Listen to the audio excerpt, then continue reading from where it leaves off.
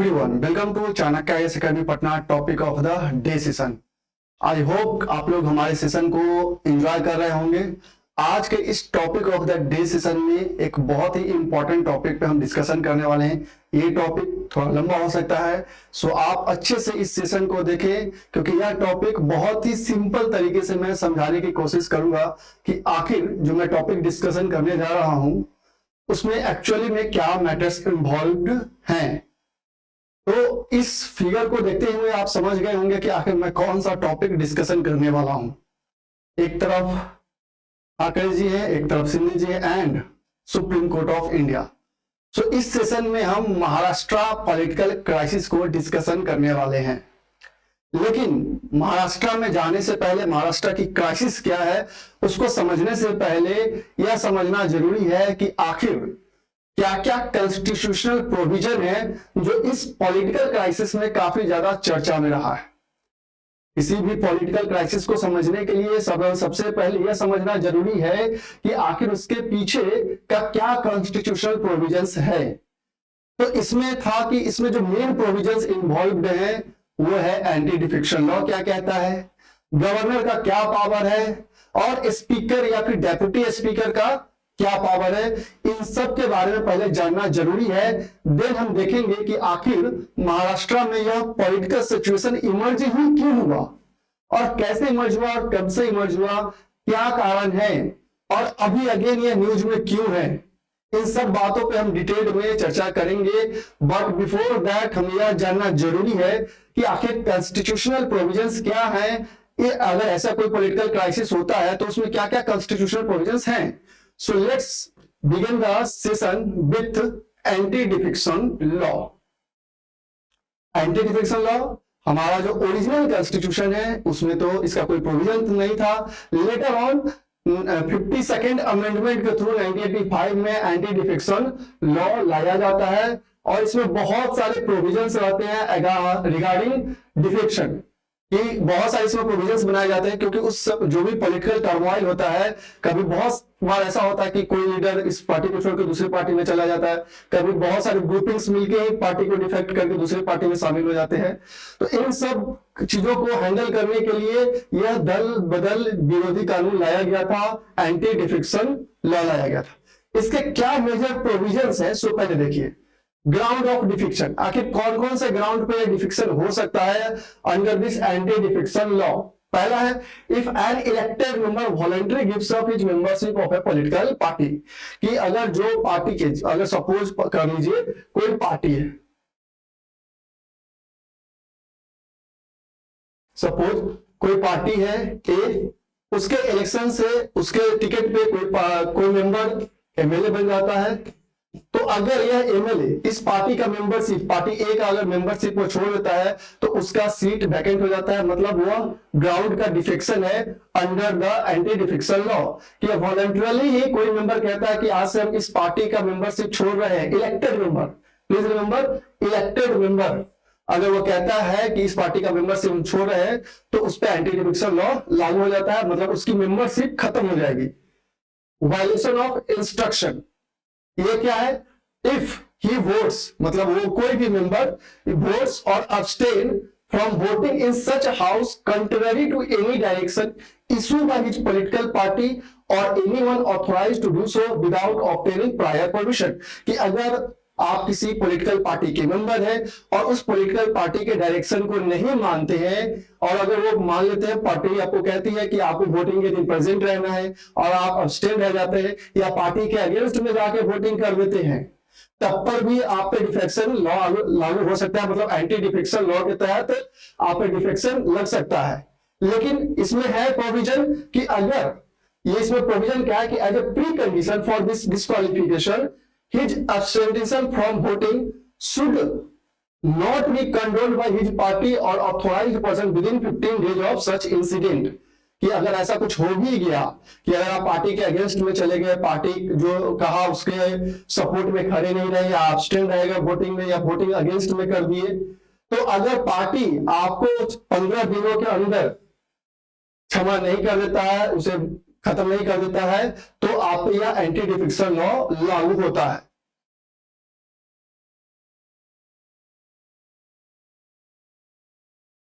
दूसरा है कि any independently elected member joins any political party, या कोई इंडिपेंडेंट मेंबर इलेक्ट हो जाता है आफ्टर दैट, जब वो पॉलिटिकल पार्टी को अगर वो ज्वाइन कर लेता है, अगेन उस पर एंटी डिफेक्शन लॉ लागू हो जाएगा। Nominated members, if any nominated member join any political party after the expiry of 6 month, कि जैसे इलेक्शन हुआ, कोई मेंबर को नॉमिनेट किया गया, अगर nominated member with in 6 month join कर लेता है तब तो उस पर एंटी डिफेक्शन लॉ लागू नहीं होता है। लेकिन अगर 6 महीने के बाद after the expiry of 6 month अगर वो ज्वाइन करता है, देन उस पर भी एंटी डिफेक्शन लॉ लगता है। पहले एक और प्रोविजंस थे कुछ इसमें एंटी डिफेक्शन लॉ में,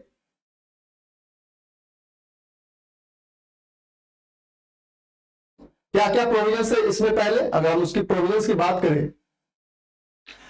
कि अगर 1/3 मेंबर, किसी पॉलिटिकल पार्टी का 1/3 member before 91st amendment, before 91st amendment क्या प्रोविजन था कि अगर किसी पॉलिटिकल पार्टी का 1/3 मेंबर स्प्लिट होकर किसी दूसरे पार्टी में मर्ज हो जाता है तो वह एंटी डिफेक्शन लॉ के तहत नहीं आता है।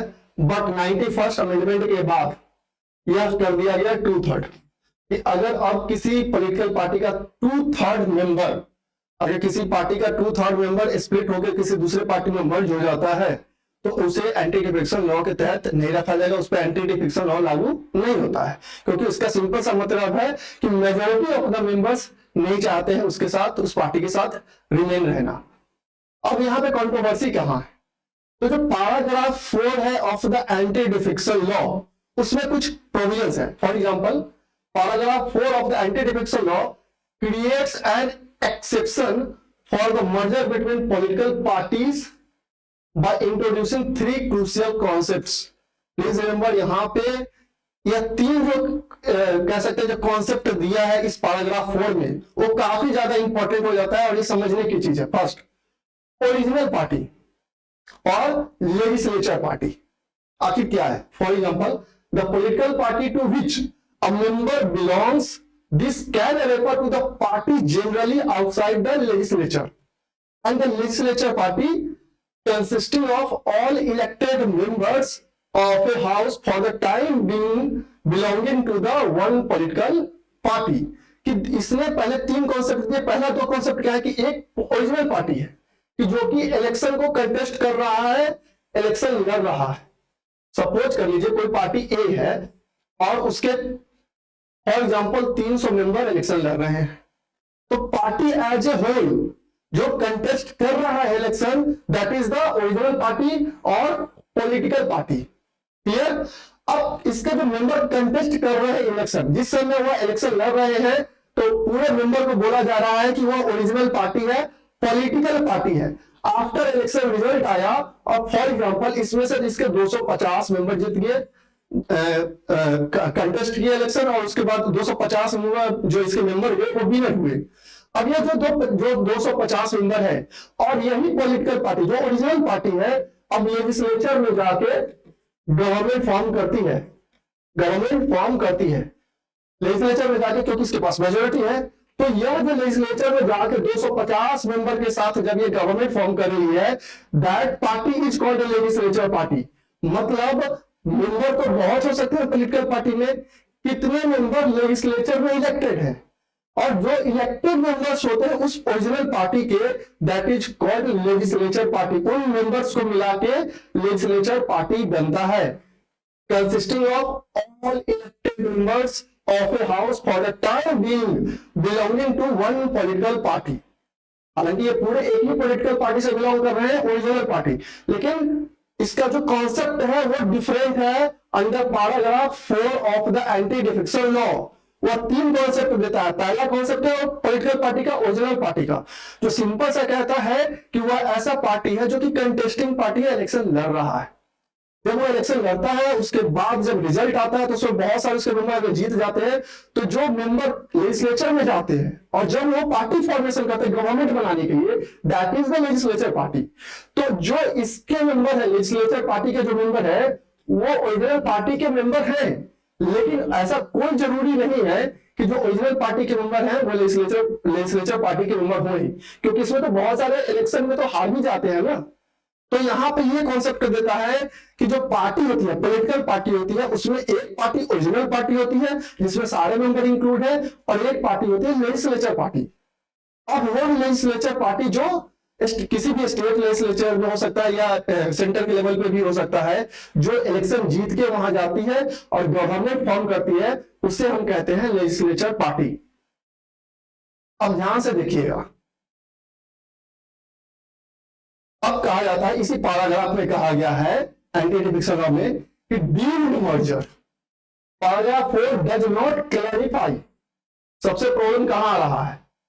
Does not clarify whether original political party refers to the party at the national level or regional level, despite the fact that how the election commission of India recognizes political parties।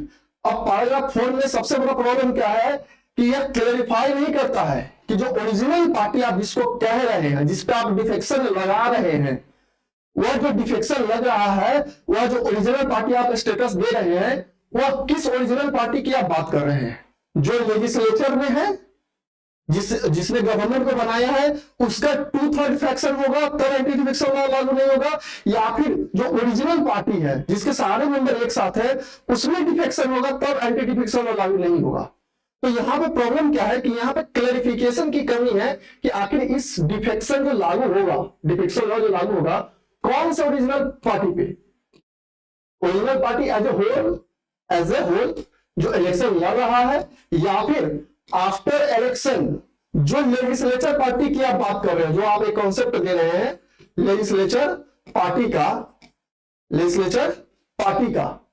उस पर लग रहा है। तो यहां पे clarification की कमी है अंडर दिस पैराग्राफ 4।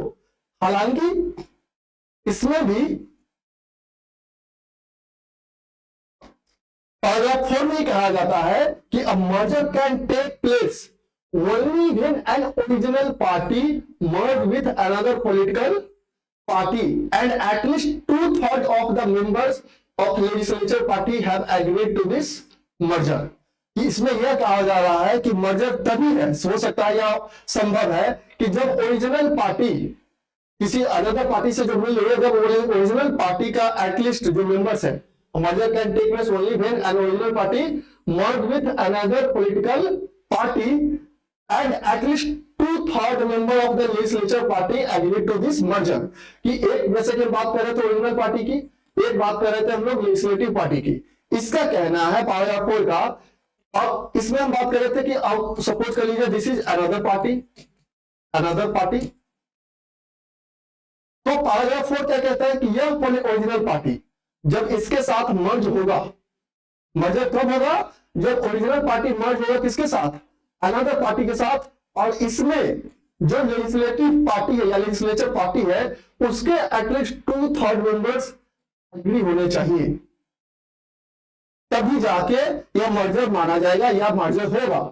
तो कहने का मतलब है कि अगर फॉर एग्जांपल 2/3 अगर यहां से जो पॉलिटिकल पार्टी मर्ज हो रही है, ओरिजिनल पार्टी की आप बात कर रहे हो, आप ओरिजिनल पार्टी कह किसको रहे हो? उस पॉलिटिकल पार्टी का जो इलेक्शन को कंटेस्ट कर रहा है, और फिर आप ही कह रहे हो कि यह जो लेजिस्लेचर पार्टी है जो 2/3 से एग्री होना चाहिए, तो यह जो 2/3 आप कैलकुलेट कर रहे हो कि मर्जर तब लागू नहीं होगा, एंटी डिफिक्शन लॉ तब लागू नहीं होगा जब 2/3 मेंबर्स उसमें चले जाए।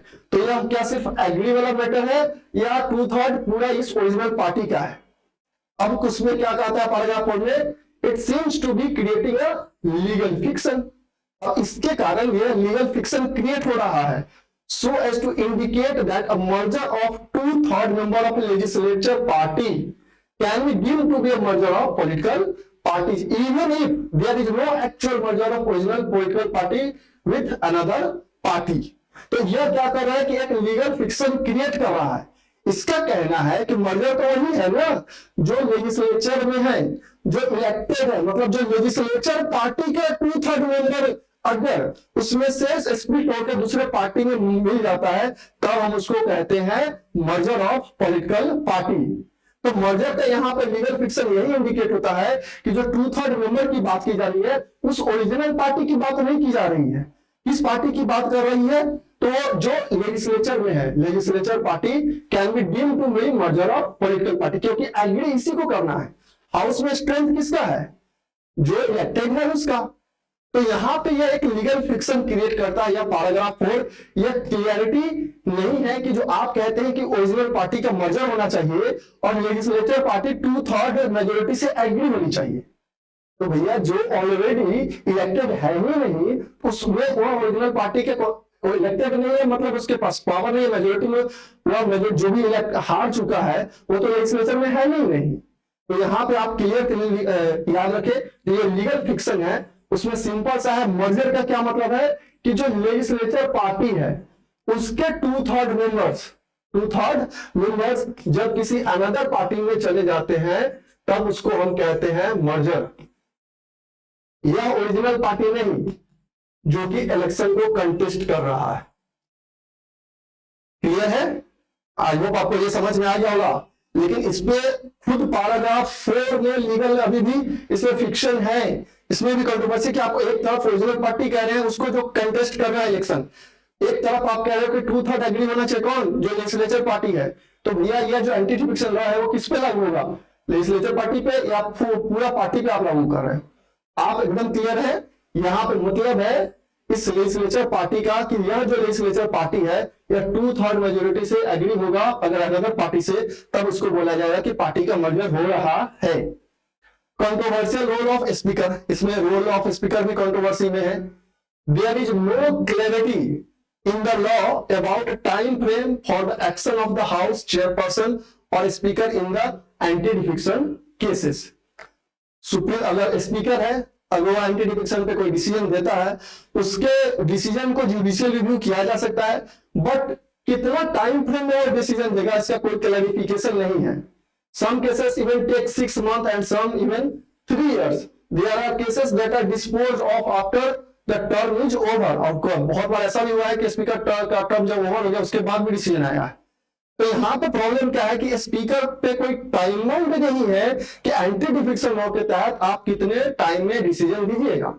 जुडिशियल रिव्यू उसके डिसीजन का हो सकता है, लेकिन कितना टाइम होगा इस पे कोई क्लैरिफिकेशन नहीं है एंटी डिफिक्शन लॉ में।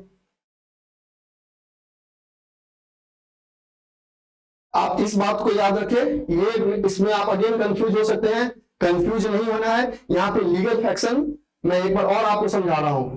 This is original party, this is legislative party और मान लीजिए अनदर पार्टी। पैराग्राफ 4 क्या कहता है कि 2/3 मेजोरिटी से अगर पार्टी दूसरे पार्टी के साथ मर्ज हो जाता है तो वह एंटी डिफिक्शन लॉ उस पर लागू नहीं होता है।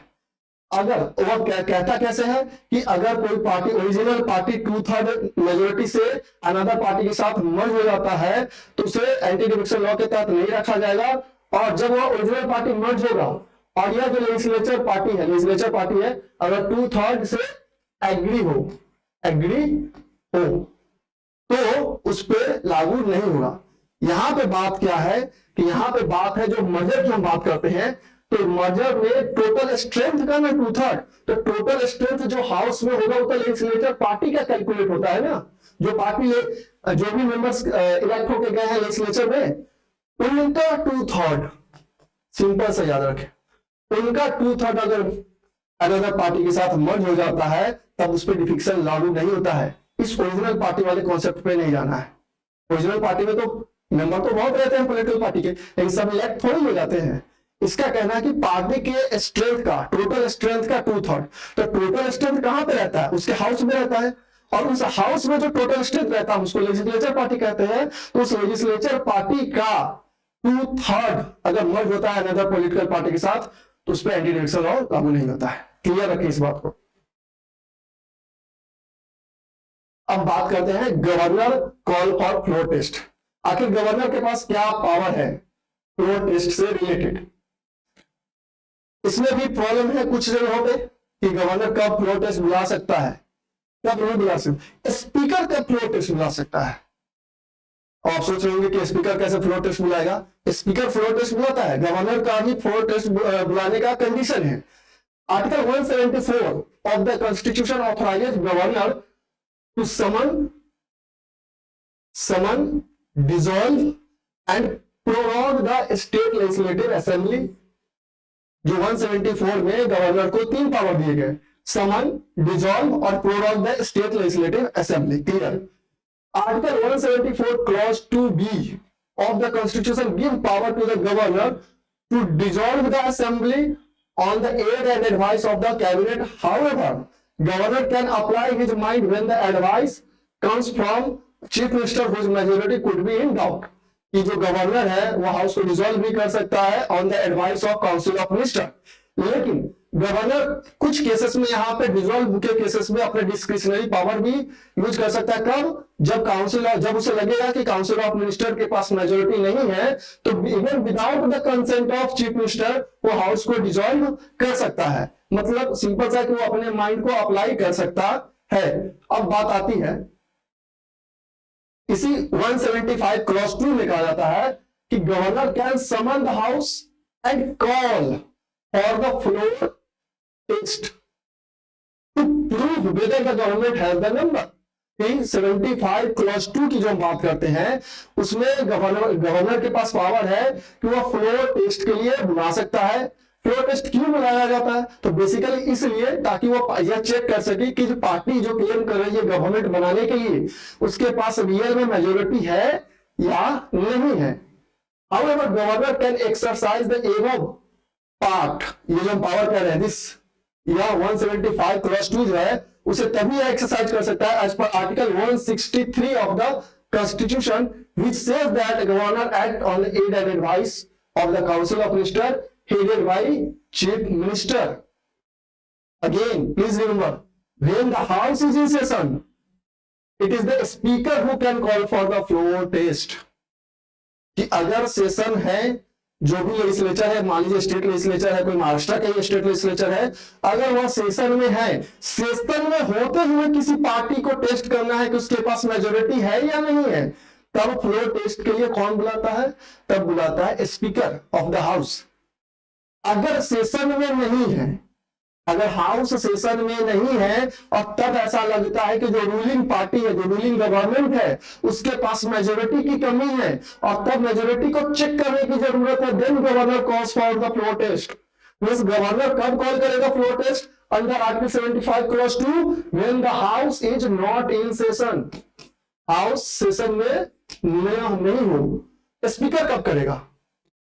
जब हाउस सेशन में हो और तब उस पार्टी पे, रूलिंग पार्टी पे क्लेम लगे कि उसके पास मेजोरिटी नहीं है।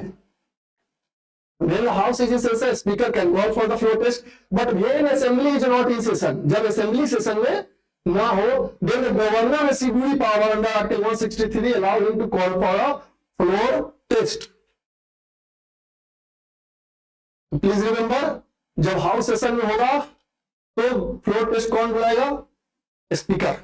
हाउस सेशन में नहीं होगा देन फ्लोर टेस्ट। सिंपल सा लॉजिक है कि जब रूलिंग पार्टी है, चूंकि हाउस सेशन में नहीं है, हाउस समन करने का पावर किसके पास है? गवर्नर के पास है। तो समन पहले हाउस जब आएगा तभी तो फ्लोर टेस्ट हो सकता है ना। तो जब समन होगा हाउस तभी फ्लोर टेस्ट होगा, तो समन करेगा कौन? गवर्नर। तो सिंपल सा है कि जब हाउस सेशन में नहीं होगा तो गवर्नर, और जब हाउस सेशन में होगा, मतलब हाउस सेशन में नहीं होगा तो गवर्नर फ्लोर टेस्ट बुलाएगा, और जब हाउस सेशन में होगा तो चूंकि उस समय प्रेजेंट ही रहेगा, पार्टी भी प्रेजेंट रहेगी, हाउस सेशन में चल भी आएगा, तो समन करने की तो जरूरत है नहीं, डायरेक्ट फ्लोर टेस्ट करने की जरूरत है, तो स्पीकर करेगा उस समय। Article 163 clause 1 essentially limit any discretionary power of the governor only to cases. कि आर्टिकल 163 क्लॉज 1 जो है वह गवर्नर के पावर को कहां पे लिमिट करती है? तो लिमिट करती है on the constitutional cases where the constitution expressly specified that governor must act on his own and apply an independent mind.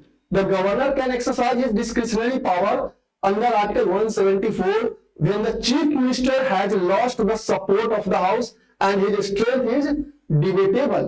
कि अगर मान लीजिए अब फ्लोर टेस्ट बुलाना भी है, ठीक है, जनरली क्या होता है कि गवर्नर एक्ट कर रहा है on the aid and advice of the chief minister, लेकिन वह 174 के तहत अपना डिस्क्रिशनरी पावर कब यूज कर सकता है? जब ऐसा लगे कि chief minister, please remember, when the chief minister has lost the support of the house, then वो और उसका जो स्ट्रेंथ है, जो कि उसके पास मेजोरिटी है या नहीं है, वो डिबेटेबल है, then in that case governor protest बुला सकता है on his own. Generally when the doubt are cast on the chief minister that he has lost the majority, the opposition and the governor would rally for a floor test। कि जब ऐसा लगता है, ऐसे doubts आते हैं कि जो चीफ मिनिस्टर है वो मेजोरिटी लॉस कर चुका है, देन इन दैट केस जो अपोजिशन पार्टी है और जो गवर्नर है वो क्या करती है, फ्लोर टेस्ट बुलाने के लिए तैयार करती है, फ्लोर टेस्ट बुलाती है। अपोजिशन पार्टी के पास भी मौका रहता है ना कि अगर जो रूलिंग पार्टी है ऑलरेडी उसके पास माइंड में है कि वो तो मेजोरिटी रहा नहीं, तो फ्लोर टेस्ट अपोजिशन पार्टी भी वॉइस रेज करती है कि फ्लोर टेस्ट करवाया जाए because ruling party has no majority. Then governor क्या करते हैं कि फ्लोर टेस्ट बुलाते हैं। On numerous occasions, the court have also clarified that when the majority of the ruling party is in question, a floor test must be conducted at the earliest available opportunity। और बहुत सारे cases में even supreme court और बहुत सारे high courts ने भी कहा है कि जब कभी भी किसी गवर्नमेंट का मेजोरिटी क्वेश्चन में हो, उस पर डिबेटेबल हो, तो जितना जल्द से जल्द हो सके फ्लोर टेस्ट करवाया जाए ताकि डेमोक्रेसी को इंश्योर किया जाए, बहुत लंबे समय तक हंग असेंबली का सिचुएशन ना रहे। और इन सब बातों का सुप्रीम कोर्ट के अकॉर्डिंग क्या ऑब्जर्वेशन रहा, और इन सब बातों का महाराष्ट्र के क्राइसिस से कैसे रिलेशन है, उस पर हम पहुंचेंगे, उस पर भी बात करेंगे। सुप्रीम कोर्ट का क्या ऑब्जर्वेशन है on the governor's floor test call. नवम रेबिया केस, अभी महाराष्ट्र केस से रिलेशन में इसी केस को 7 जज बेंच के पास रेफर किया गया है। क्यों रेफर किया गया है, हम इस पर भी बात करेंगे। In 2016, Supreme Court in Navam Rebiya case, basically this case is related with Arunachal Pradesh Assembly, said that power to summon the House is not solely vested in the governor and should be exercised with aid and advice of the Council of Ministers and not at his own। इसी नवम Rebia case में supreme court ने कहा कि जो समन करने का power है गवर्नर का, वो ऐसा नहीं कि उनका सोल सुपर डिसीजन होगा, उस पे वो समन कर सकते हैं, किस पे, on the aid and advice of council of minister. ऐसा नहीं कि वो जब डिसाइड करेंगे तभी समन कर सकते हैं। यह सुप्रीम कोर्ट ने क्लैरिफाई किया इन नवम रेबिया केस कि governor can summon the house on the aid and advice of the council of minister. Supreme court ने आखिर क्या क्लैरिफिकेशन दिया, the court highlighted that fact governor is not an elected authority and just a merely nominee of the president. Such a nominee cannot have an overriding authority over the representative of the people who constitute the house or state legislature। Supreme court ने clarify किया कि जो governor है basically वो president के nominee है, और जो गवर्नमेंट है, रूलिंग गवर्नमेंट है स्टेट में, वो पीपल जनता का प्रतिनिधि है। तो नॉमिनी को इतना पावर नहीं है कि इलेक्टेड मेंबर्स के पावर को ओवरराइड करे। इसलिए अगर जो नॉमिनेटेड, जो नॉमिनी है गवर्नर है जो है वहां पे, वो तभी पावर एक्सरसाइज कर लेते हैं जब जनता के द्वारा इलेक्टेड गवर्नमेंट उनको एडवाइस देगी तब। In 2020 the supreme court in Shivraj Singh Chouhan case upheld the power of the speaker to call for a floor test if there is a prima facie view that the government has lost its majority। Supreme court ने यह भी clarify किया 2020 में Shivraj Singh Chouhan case में कि जो speaker है वो उनका भी पावर है फ्लोर टेस्ट को कॉल करने के लिए, अगर फैक्ट है, एविडेंसेस प्रेजेंट है कि जो गवर्नमेंट है वो मेजोरिटी लॉस कर चुकी है, तब वो फ्लोर टेस्ट करवा सकती है चेक करने के लिए। क्लैरिफाई पहले हो जाता है कि हाँ मेजोरिटी है या नहीं, लेकिन फॉर अ चेक कि रियल में ऐसा है तो फ्लोर टेस्ट वो भी कंडक्ट करवा सकती है, और सुप्रीम कोर्ट ने इसे क्लैरिफाई किया था इन शिवराज सिंह चौहान केस।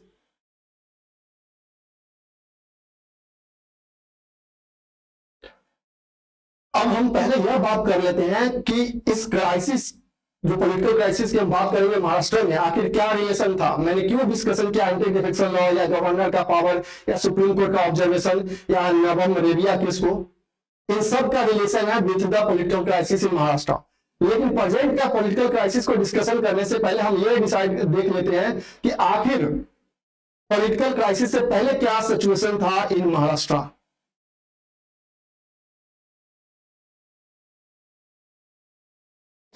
अब होता क्या है महाराष्ट्र में, आखिर इस लेवल का पॉलिटिकल क्राइसिस कैसे पहुंच गया महाराष्ट्र में?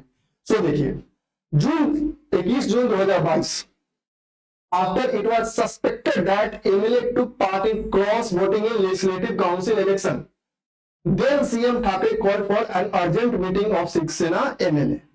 जून 21, 2022 में जब महाराष्ट्र में लेजिस्लेटिव काउंसिल का इलेक्शन होता है, जैसे आपको पता होगा कि जितने भी हमारे स्टेट्स हैं उसमें से 6 स्टेट्स में लेजिस्लेटिव काउंसिल है, जो आर्टिकल 169 के तहत उसे क्रिएट किया जाता है थ्रू द पार्लियामेंट। तो महाराष्ट्र में जो लेजिस्लेटिव काउंसिल है उसका 21 जून 2022 को जब इलेक्शन हो रहा था, तो वहां पे जो ठाकरे हैं, शिवसेना के जो लीडर रहते हैं, सीएम उस समय जो रहते हैं ठाकरे, उनको सस्पेक्ट होता है क्रॉस वोटिंग का, कि जो कुछ एमएलए हैं उन्होंने क्रॉस वोटिंग किया है। तो वो एक मीटिंग बुलाते हैं, जितने भी शिवसेना के एमएलए रहते हैं उनका एक मीटिंग बुलाते हैं। लेकिन जब वो मीटिंग को बुलाते हैं, और जैसे ही हम उस समय, अगर उस समय हम बात करें कि गवर्नमेंट किनकी रहती है, तो वो बेसिकली वो जो गवर्नमेंट रहता है महाराष्ट्र गवर्नमेंट, वो पार्ट रहता है महाराष्ट्र विकास आघाड़ी का, एमवीए, जिसमें 3 पार्टी बेसिकली शामिल रहते हैं, Shiv Sena, Congress and Nationalist Congress party, जो कि जिसके लीडर शरद पवार होते हैं। इन तीनों को मिलाकर उस समय गवर्नमेंट बना रहता है। जब यह गवर्नमेंट बना रहता है और जब यह इलेक्शन का लेजिस्लेटिव काउंसिल का इलेक्शन होता है और कुछ क्रॉस वोटिंग का सस्पिशन जाता है सीएम ठाकरे के माइंड में, तब जाके वो क्या करते हैं, एक मीटिंग बुलाते हैं। और जब वो मीटिंग को बुलाते हैं, उस समय क्या होता है, मीटिंग में एकनाथ शिंदे और 11 एमएलए उसमें अब्सेंट रहते हैं। अब इनके माइंड में सस्पेंस और बढ़ जाता है। उससे पहले क्या सिचुएशन पहले आपको क्लियरिफाई होना जरूरी है कि उससे पहले क्या होता है एक्चुअली। अगर हम थोड़ा सा बैक जाए तो 2014 से लेकर 2019 तक बीजेपी और जो शिवसेना है कि उनकी जो पार्टी है उन्हीं का पार्टी गवर्नमेंट रहता है। वहां पे एक प्री पोल अलायंस बनता है, form after 2019 state election. MVA was a result of Shiv Sena's difference with pre poll alliance partner BJP. आखिर होता क्या है बेसिकली कि 2019 का जब इलेक्शन होने वाला रहता है इन महाराष्ट्र, तो वहां पे जब बीजेपी प्लस शिवसेना का एक प्री पोल अलायंस बनता है, शिवसेना का प्री पोल अलायंस बनता है। लेकिन जैसे ही यह इलेक्शन होने वाला रहता है, the two had earlier headed the state government from 2014 से लेकर 2019 तक वो ही बीजेपी और शिवसेना ही गवर्नमेंट चलाती रहती है। अब होता क्या है कि यहां पे पावर शेयरिंग को लेके डिफरेंसेस पैदा हो जाते हैं, पावर शेयरिंग को लेके डिफरेंसेस पैदा हो जाते हैं और इन डिफरेंसेस के कारण ही अब यह अलग अलग इलेक्शन लड़ना स्टार्ट करते हैं। पहले अलायंस जरूर बनाते हैं लेकिन ये डिफरेंसेस पैदा होते हैं, pre poll alliance partner defect हो जाते हैं। क्यों डिफेक्ट हो जाते हैं? Allegedly issue over power sharing that led to rift between parties and Sena then join the MVA. और उसी के बाद जब यह पावर शेयरिंग को लेकर कंफ्लिक्ट हो जाता है बीजेपी और शिवसेना में, तब जाके शिवसेना जो है उस एमवीए को ज्वाइन कर लेती है और 2019 के इलेक्शन के बाद इस एमवीए के साथ मिलकर, मतलब कांग्रेस नेशनलिस्ट कांग्रेस पार्टी के साथ मिलकर वो गवर्नमेंट फॉर्म करता है।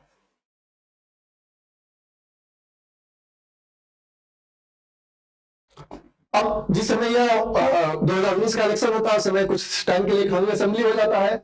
अब होता बेसिकली क्या है कि महाराष्ट्र में 288 सीट्स है, जो स्ट्रेंथ है कि 288 हाउस का स्ट्रेंथ है, तो उसमें गवर्नमेंट फॉर्म करना है तो एटलीस्ट उसमें 145 जो मेंबर्स की चाहिए। तो उसमें इलेक्शन में होता क्या है कि बीजेपी को 105 सीट मिलता है, जो कि एटलीस्ट चाहिए 145 seats for the formation of government.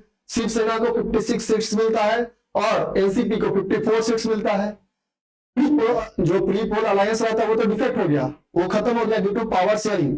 Power sharing के इशू को लेकर कंफ्लिक्ट होता है, शिवसेना अलग हो गया, बीजेपी अलग हो गई। शिवसेना क्या किया, इस एमवीए को ज्वाइन किया। शिवसेना को कितना सीट मिला? 56। एनसीपी को कितना मिला? 54। बीजेपी सिंगल लार्जेस्ट पार्टी निकलती है और उसको मिलता है 105 सीट्स। लेकिन तब भी वो गवर्नमेंट नहीं बना सकते। क्यों? कारण क्योंकि 145 सीट चाहिए उसको गवर्नमेंट फॉर्मेशन के लिए। तो शिवसेना, एनसीपी, कांग्रेस और कुछ अदर पॉलिटिकल पार्टी मिलकर गवर्नमेंट फॉर्म करती है। बीजेपी का गवर्नमेंट नहीं बन पाता, हालांकि उसके पास सबसे ज्यादा सीट रहता है, लेकिन क्या किया जाता है, यह शिवसेना जो है उस एमवीए को ज्वाइन करके वहां पे गवर्नमेंट का फॉर्मेशन कर लेती है। आफ्टर दैट अब जो यह पॉलिटिकल क्राइसिस होता है, क्यों हो जाता है यह पॉलिटिकल क्राइसिस 2022 में, सो हम देखेंगे। देखिए होता क्यों है। इन 2022 after suspicious of cross voting, जैसा कि हम बात कर रहे थे कि जो लेजिस्लेटिव काउंसिल का जो इलेक्शन होता है 21 जून 2022 को, उसमें जब क्रॉस वोटिंग का सस्पिशन जाता है, ठाकरे क्या करते हैं, एक मीटिंग बुलाते हैं शिवसेना के एमएलए का। उसमें एकनाथ शिंदे और 11 एमएलए एब्सेंट रहते हैं, और कुछ टाइम्स के बाद उन्हें पता चलता है कि यह जो एमएलए हैं सूरत, गुवाहाटी सब में जाके बीजेपी के साथ अलायंस कर रहे हैं। शिवसेना के जो सीएम है ठाकरे, वो क्या करते हैं, इन पे डिस्क्वालिफिकेशन, एंटी डिफेक्शन लॉ लाने के लिए कहते हैं। That they were in BJP ruled states led to allegation of horse trading, कि उन्हें खरीदा बेचा जा रहा है, हॉर्स ट्रेडिंग का वो क्लेम लगाते हैं from the MVA that were denied by BJP. हालांकि उसे बीजेपी खारिज कर देती कि ऐसा कुछ नहीं है, इनका कोई भी मेंबर हमारे पास नहीं है उस टाइम में। देन महाराष्ट्र डेप्यूटी स्पीकर, महाराष्ट्र के deputy speaker Narhari Zirwal issue notice on the plea seeking the disqualification of the MLAs from the assembly. The rebels approached the top court against the disqualification proceedings, where a 3-judge bench granted an extension of time to the rebels to respond to the notice. और actually में क्या होता है कि यहाँ पे जैसे ये क्लेम लगाता है, सीएम जो ठाकरे रहते हैं क्लेम लगाते हैं कि इनका हॉर्स ट्रेडिंग हो रहा है, देन जो महाराष्ट्र के डेप्यूटी स्पीकर रहते हैं, उस समय चूंकि वहां स्पीकर का पद खाली रहता है तो डेप्यूटी स्पीकर ऐड कर रहे होते हैं। डेप्यूटी स्पीकर नरहरी झिरवाल वह एक नोटिस इशू करते हैं against the disqualification of this MLAs. अब वो एमएलए क्या करते हैं, वो कोर्ट को अप्रोच करते हैं, टॉप कोर्ट को अप्रोच कर सुप्रीम कोर्ट में अप्रोच करते हैं। देन जो 3 जज बेंच रहता है इन्हें कुछ रिलैक्सेशन देता है और कहता है कि आपको कुछ और एक्स्ट्रा टाइम दिया जाता है कि इस नोटिस पे आप कैसे रिस्पॉन्स करते हैं, मतलब उन्हें एक्स्ट्रा टाइम दिया जाता है जब वो कोर्ट को अप्रोच करते हैं। अब क्या होता है, what happened in the supreme Court so far, क्या हुआ, लेजिस्लेटिव काउंसिल का इलेक्शन हुआ, एलिगेशन लगाया गया कि क्रॉस वोटिंग हुआ है, सीएम ठाकरे मीटिंग बुलाते हैं, जितने भी एमएलए रहते हैं उसमें एब्सेंट रहते हैं एकनाथ शिंदे और 11 एमएलए। तब उन्हें लगता है कि इनका हॉर्स ट्रेडिंग हो रहा है। इसके बेसिस पे सीएम ठाकरे डेप्यूटी स्पीकर को कहते हैं, देन डेप्यूटी स्पीकर नोटिस जारी करते हैं against these MLA for disqualification. ये एमएलए क्या करते हैं, अप्रोच करते हैं, जो रिबल एमएलए रहते हैं अप्रोच करते हैं to the top court. Top court जो 3 जज बेंच का एक केस जज बेंच होते हैं, वो इन्हें कुछ रिलैक्सेशन प्रोवाइड करते हैं, ग्रांट देते हैं कि आपको कुछ और टाइम दिया जा रहा है कि आप इस पे कैसे रिस्पॉन्ड करते हैं। अब हम देखते हैं कि जब यह केस कोर्ट में चला गया तब कोर्ट में क्या हो रहा है। अब देखिए, since then supreme court has hearing a batch of petition filed by both groups of Shiv Sena and Shinde groups. जो 2 ग्रुप्स में ये डिवाइडेड बेसिकली हो गया, उनके तरफ से बहुत सारे पिटीशन डाले गए। The Shinde camp leader first challenge the June 21 decision of Jirwal, recognizing Ajay Chaudhary as the leader of Shiv Sena legislative party in place of Shinde, calling it illegal, constitutional and taken with bias.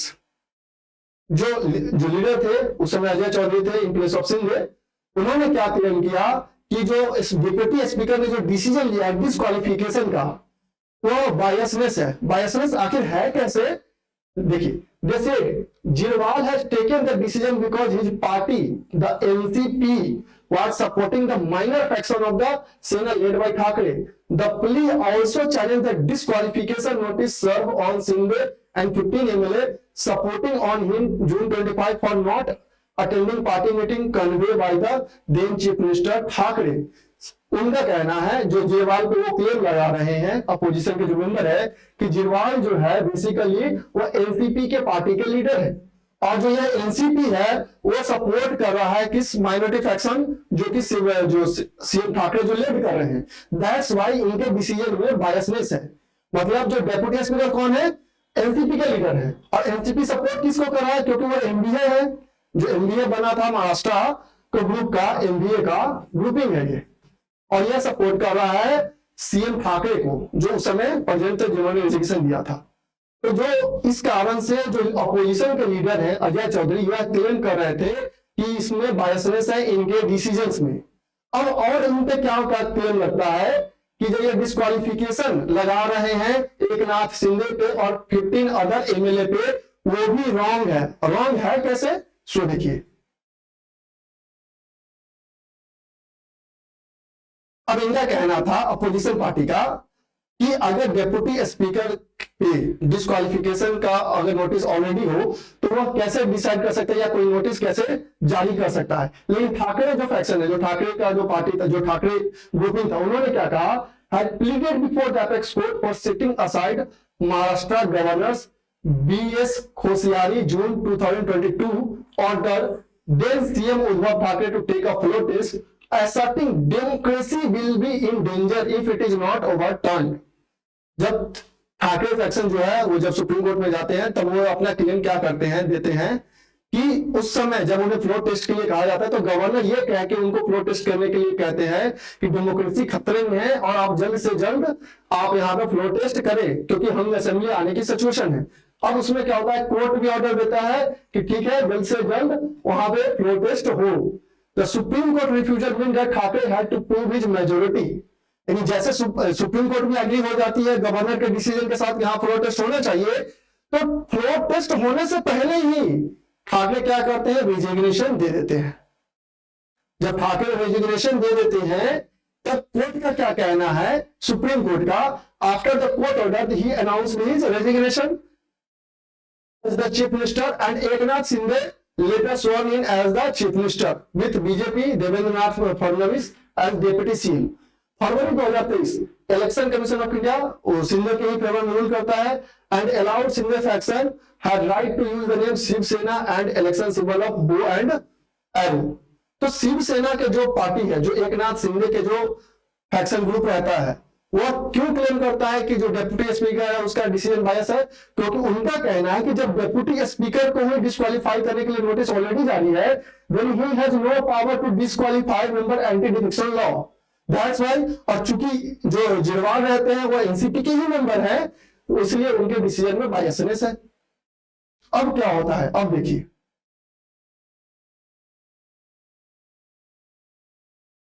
the 5-judge constitution bench of Supreme Court concluded hearing on plea on March 16 and reversed its verdict.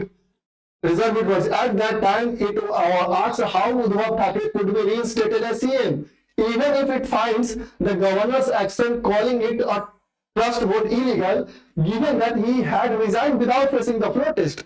अब supreme court ने क्या कहा, जो 5 जज constitution bench बैठा था उसने आखिर क्या कहा, उसका कहना था कि जैसे ही कोर्ट ने ऑर्डर दिया कि हाँ ठीक है फ्लोर टेस्ट होना है, तो फ्लोर टेस्ट होने से पहले ही अगर कोर्ट का कहना है कि मान लेते हैं कि जो गवर्नर का डिसीजन था वो इलीगल था, जो फ्लोर टेस्ट के लिए वो बुलाता है वो इलीगल था, वो कॉन्स्टिट्यूशनल नहीं था, उसमें कुछ कॉन्स्टिट्यूशनल प्रॉब्लम्स थे। लेकिन अगर फ्लोर टेस्ट से पहले ही अगर ये रिजाइन दे देते हैं तब तो कहते हैं कि he had resigned without the floor test accepting that he was no majority। और सुप्रीम कोर्ट का कहना है कि फ्लोर टेस्ट से पहले ही रेजिग्नेशन दे रहे हैं तब आप खुद ही एक्सेप्ट कर रहे हो कि आपके पास मेजोरिटी नहीं है। Why was 2016 नवम रेबिया की ruling has been referred to a 7-judge bench। अब देखते हैं कि यहां पे अब हो क्या रहा है, नवम रेबिया केस में क्या हुआ एक्चुअली में। अभी रिसेंटली नवम रेबिया केस को 7-जज बेंच केस के पास रेफर किया गया है। जो उद्धव ठाकरे का जो फैक्शन ग्रुप है उनके कहने पे अभी रिसेंटली जो उनके लीडर वकील थे, एडवोकेट्स थे, उनके रिक्वेस्ट पे इसे 7-जज बेंच केस को रेफर किया गया है। अब इसमें देखते हैं आखिर इसमें सुप्रीम कोर्ट ने क्या ऑब्जर्व किया था। Supreme court has referred to a larger bench its 2016 ruling in the Navam Rebiya case where it was held that a speaker of a house cannot decide a disqualification petition filed under anti-defection law while a notice under Article 179C of the speaker's removal is pending। Same case हो रहा है वहां पे भी महाराष्ट्र में कि उनका कहना है, सुप्रीम कोर्ट ने नवम रेबिया केस में कहा कि स्पीकर जो है वो डिसाइड नहीं करेगा disqualification under anti defection law, जब उस स्पीकर के अगेंस्ट में ही कोई नोटिस हो फॉर हिज रिमूवल। अगर 179C के तहत अगर स्पीकर के अगेंस्ट में नोटिस है कि स्पीकर को रिमूव किया जाए, then speaker has no power to decide disqualification case under anti defection law.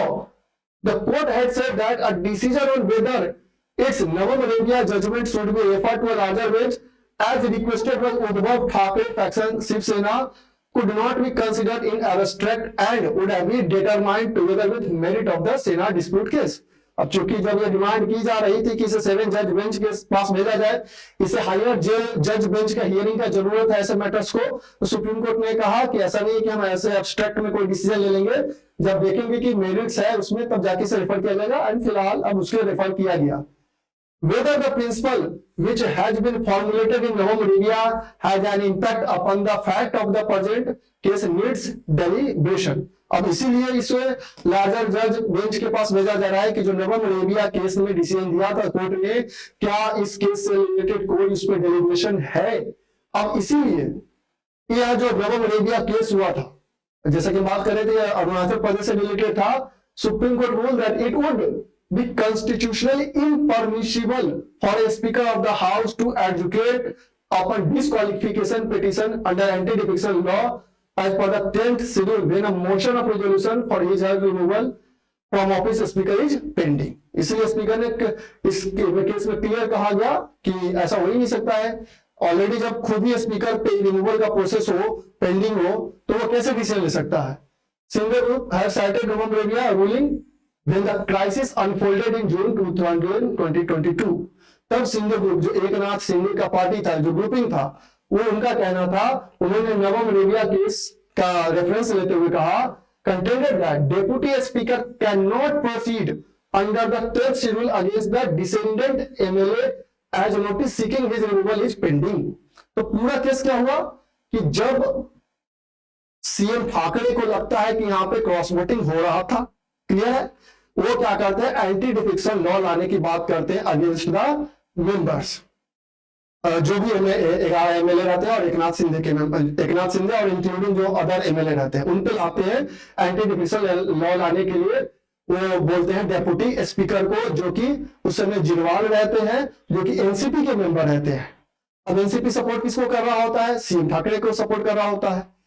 तो जब जिरवाल नोटिस जारी करते हैं अगेंस्ट दोज एमएलए और एकनाथ शिंदे, तो जो एकनाथ शिंदे के जो ग्रुपिंग है उनका वो नवम अरेबिया केस का रेफरेंस लेते हैं, नवम अरेबिया केस का रेफरेंस लेते हैं और कहते हैं कि नवम अरेबिया केस में सुप्रीम कोर्ट ने डिक्लेयर किया था कि अगर स्पीकर के अगेंस्ट में अगर कोई नोटिस हो जारी कि उन्हें हटाना है, उन्हें जो स्पीकर होंगे उन्हीं के रिमूवल प्रोसेस के लिए नोटिस अगर पेंडिंग हो, then at that time speaker has no power to decide on disqualification matters of members under anti defection law. तो चूंकि उस समय जो जिरवाल थे उन पे खुद ही एक नोटिस पेंडिंग था फॉर हिज रिमूवल, तो आखिर वो कैसे बुला सकते हैं, कैसे वो एंटी डिफेक्शन लॉ जारी कर सकते हैं अगेंस्ट दोज मेंबर्स, ये कहानी था। इसलिए सिंधे ग्रुप ने इस नवम अरेबिया केस का रेफरेंस लेते हुए यह बात कही।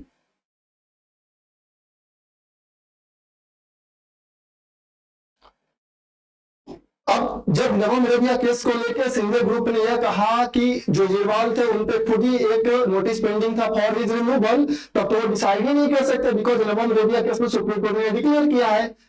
अब contesting this, Thackeray camp had told the bench that by invoking it, MLA who want to defect can preempt and stall disqualification proceeding against them by seeking the speaker's removal through a notice।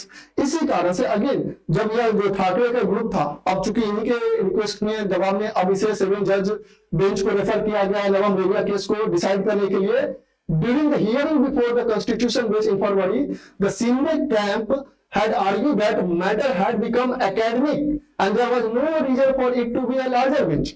और Shinde group तो चाहेगा ही ना, कि चाहेगा मतलब कि उनका भी कहना सही है कि अगर रिमूवल प्रोसेस खुद जिरवाल पे ही था तो कैसे नोटिस जारी कर सकते हैं, लेकिन ठाकरे ग्रुप का कहना है कि इसे लार्जर बेंच के पास रेफर किया जाए क्योंकि इसमें बहुत सारे कॉन्स्टिट्यूशनल मैटर्स इन्वॉल्व हैं जिनमें की लीगल फैक्शन है, जो कि हम एंटी डिफेक्शन लॉ में डिस्कस कर रहे थे कि बहुत सारे लीगल फैक्शन इन्वॉल्व हैं, उसको क्लैरिफाई करने के लिए एक हायर जज बेंच हियरिंग जरूरी है।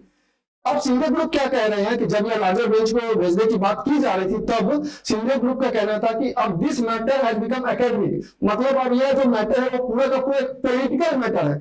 अब इसका कॉन्स्टिट्यूशनल नॉर्म से कोई लेना देना नहीं है, यह पॉलिटिकल मैटर बन गया है, राजनीतिक मैटर बन गया है। So this become our academic matter, so there was no reason to refer it to the larger bench. लेकिन जो ठाकरे ग्रुप के जो एडवोकेट है कपिल सिब्बल और AM Singhvi, who appear for the Thakre side, urged the court to refer it to a 7-judge bench. Sibbal contended that matter had not become academic and it has ramification for the country's democratic future.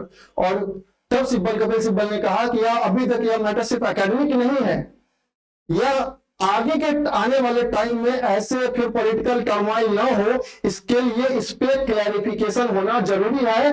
That's why इसे larger bench को भेजने के लिए जरूरी है, और supreme court ने finally larger bench को इसे रेफर कर दिया।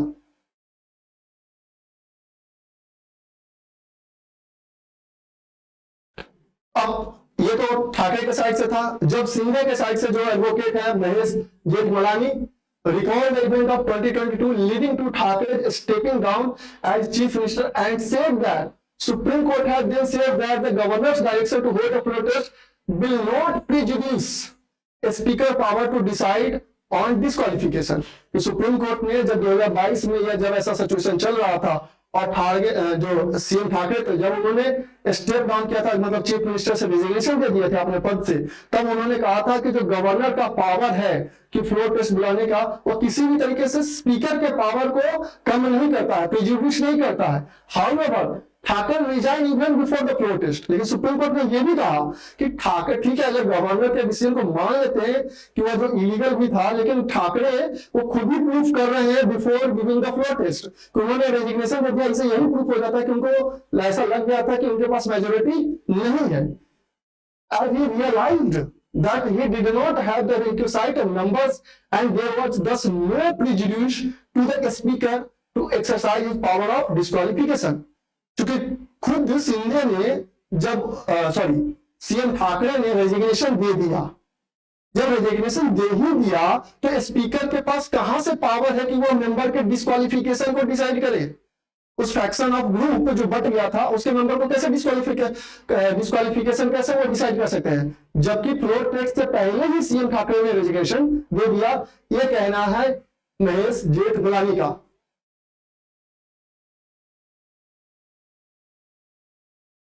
और इवन लास्ट में CJI chief justice of India has remarked that during hearing that matter raises tough constitutional question to answer on both counts.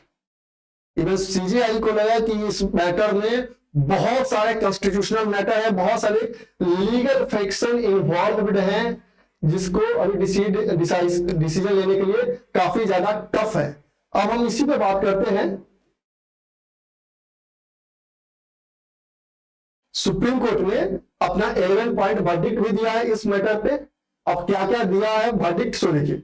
Supreme court refuses to restore NDA government questions governor.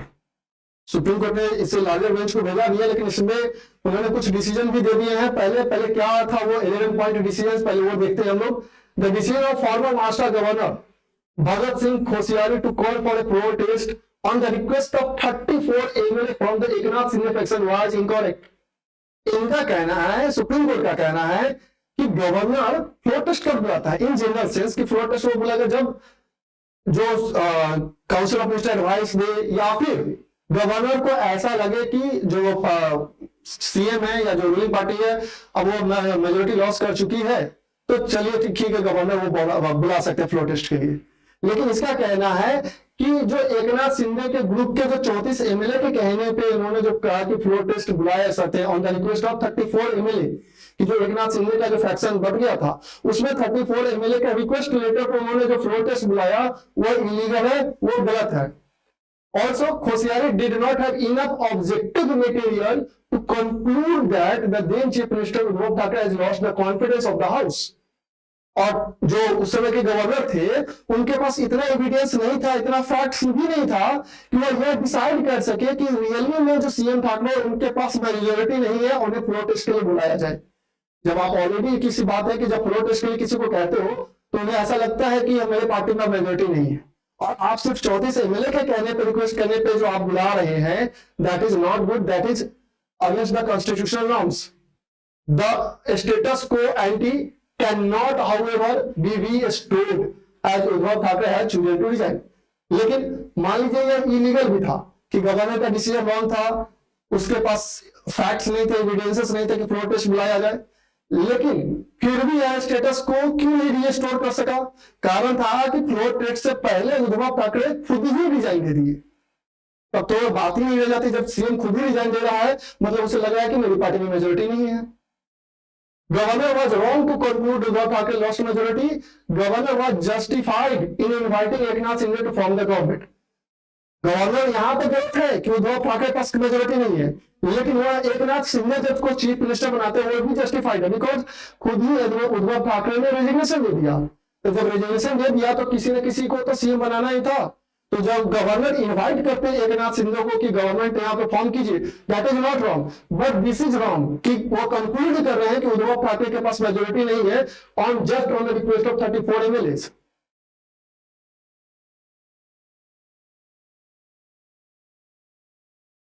Other verdicts not possible to unseat Eknath Shinde now as Thackeray has resigned on his own will।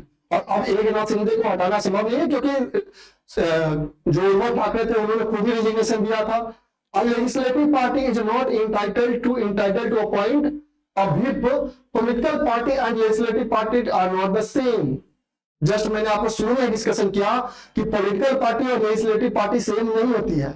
Political party as a whole party का एक छोटा सा जो भी member भी होता है उसे पॉलिटिकल पार्टी के तहत रखा जाता है। लेकिन लेजिस्लेटिव पार्टी कौन? जब पॉलिटिकल पार्टी कोई इलेक्शन लड़ती है और जितने भी उसके मान लीजिए एमएलए हैं, अगर इलेक्शन उन्होंने कंडक्ट किया, अगर 100 एमएलए है उसमें से 80 मेंबर जीत के मान लीजिए किसी असेंबली में जाकर उन्होंने इलेक्शन गवर्नमेंट फॉर्म कर दिया, तो वो 80 जो मेंबर हुए that is the part of legislative party. लेकिन जो वो 100 मेंबर जो 20 हार गए हैं वो पॉलिटिकल पार्टी के मेंबर हैं। तो सुप्रीम कोर्ट ने यहाँ क्लैरिफाई किया कि लेजिस्लेटिव पार्टी और पॉलिटिकल पार्टी सेम नहीं है। और जो हम 2/3 मेजोरिटी की बात करते हैं एंटी डिफिक्शन लॉ, आपको याद होगा पैराग्राफ 4 में जो लीगल फिक्शन है उसमें सुप्रीम कोर्ट ने क्लैरिफाई किया जो 2/3 मेजोरिटी है कि 2/3 फ्रैक्शन अगर टूट के मर्ज हो जाता है तो वो कौन सा 2/3 किस पार्टी का? लेजिस्लेटिव पार्टी का, not the political party. The speaker is entitled to decide on disqualification petition। the election commission of India can decide on which is the real party simultaneously। जैसे कि स्पीकर के पास power है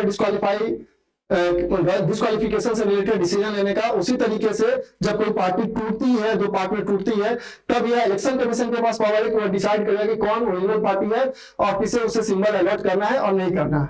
supreme court can not decide on disqualification petition in the first instance.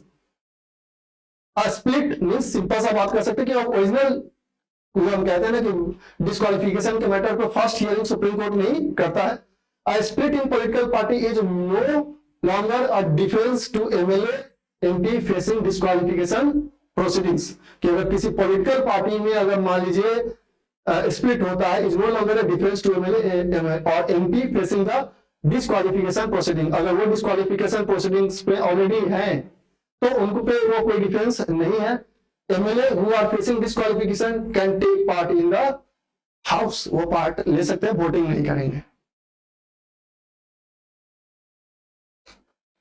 अब इन सारी बातों को मैं आपको ऑडियंस शॉर्ट में बता देता हूं। ये एक्चुअली में पूरा कहानी है। इस पूरे कहानी को, इस लॉन्ग स्टोरी को हम शॉर्ट में समझने की कोशिश करते हैं कि आखिर एक्चुअली में क्या हुआ था। इस पूरे महाराष्ट्र के क्राइसिस में एक्चुअली में क्या प्रॉब्लम्स हुए, कहां से यह इमर्ज होना स्टार्ट हुआ, उसे हम समझने की कोशिश करते हैं। देखिए 2019 बीजेपी प्लस शिवसेना प्री पोल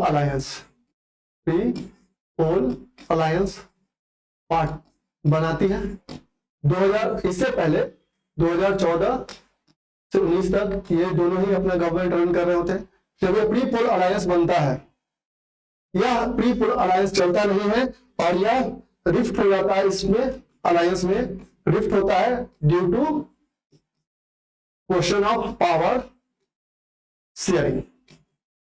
पावर शेयरिंग के मुद्दे पे इनमें आपस में रिफ्ट हो जाता है। देन यह जो शिवसेना है, शिवसेना,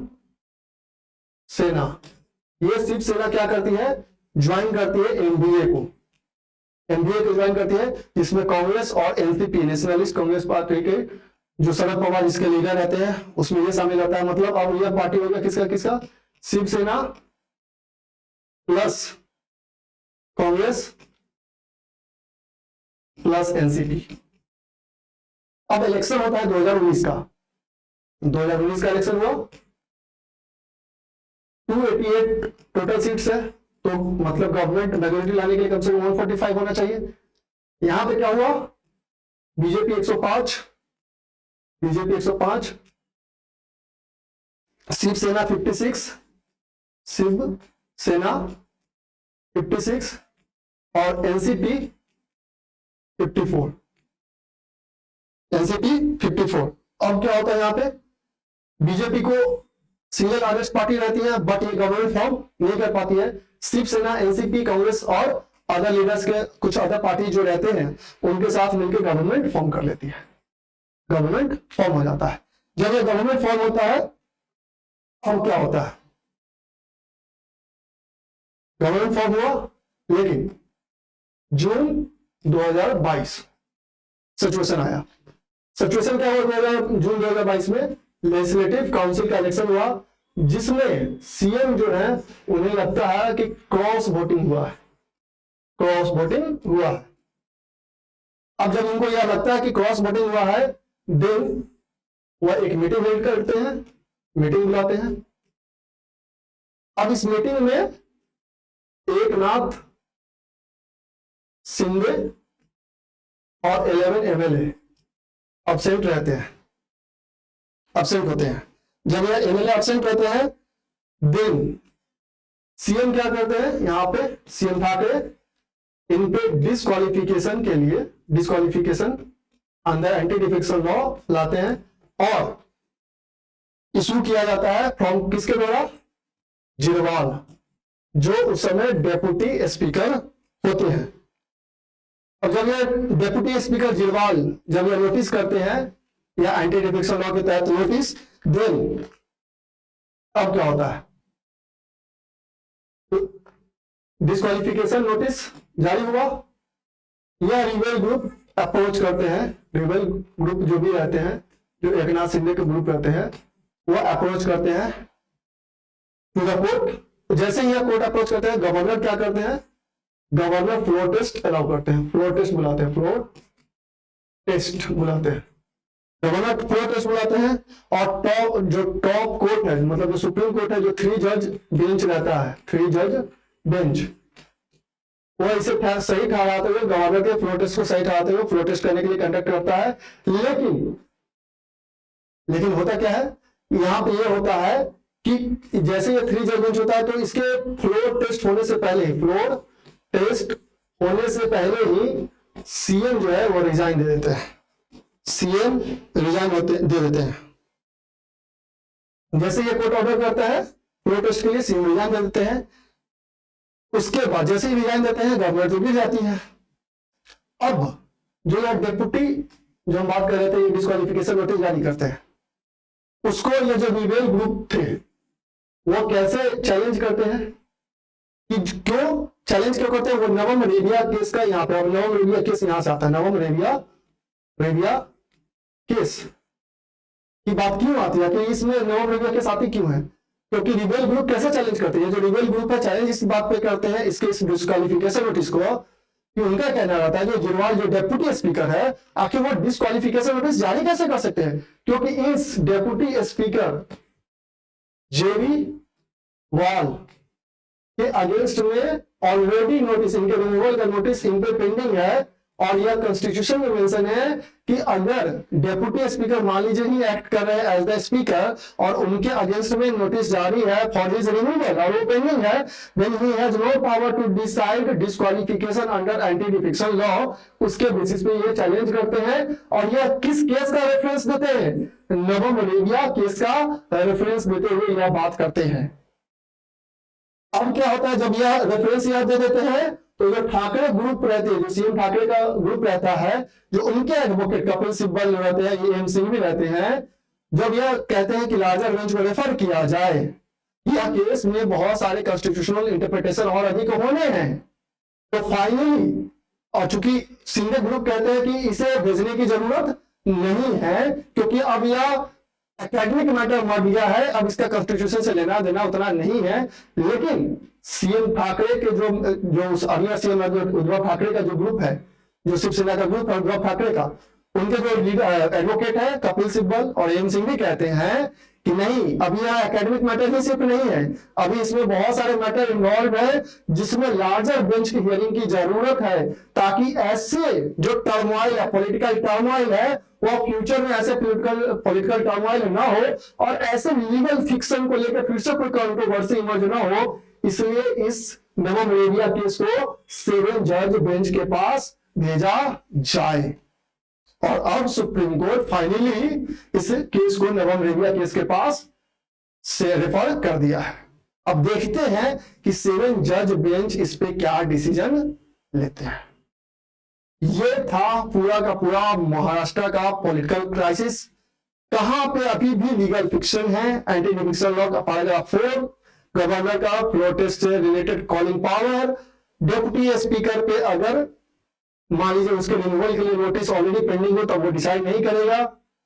और इस बातों को लेके अब इन सारी बातों को लेकर जो नवम रेबिया केस से भी रिलेटेड था उसे फाइनली 7 जज बेंच के पास भेज दिया गया।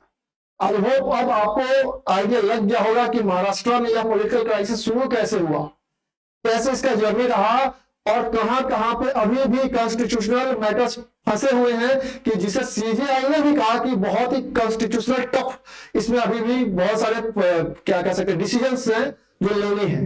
दैट्स व्हाई इसे लार्जर जज बेंच की हियरिंग जरूरत है और कपिल सिब्बल एम सिंघवी के रिकमेंडेशन पे अब फाइनली यह 7 जज बेंच को रेफर कर दिया गया।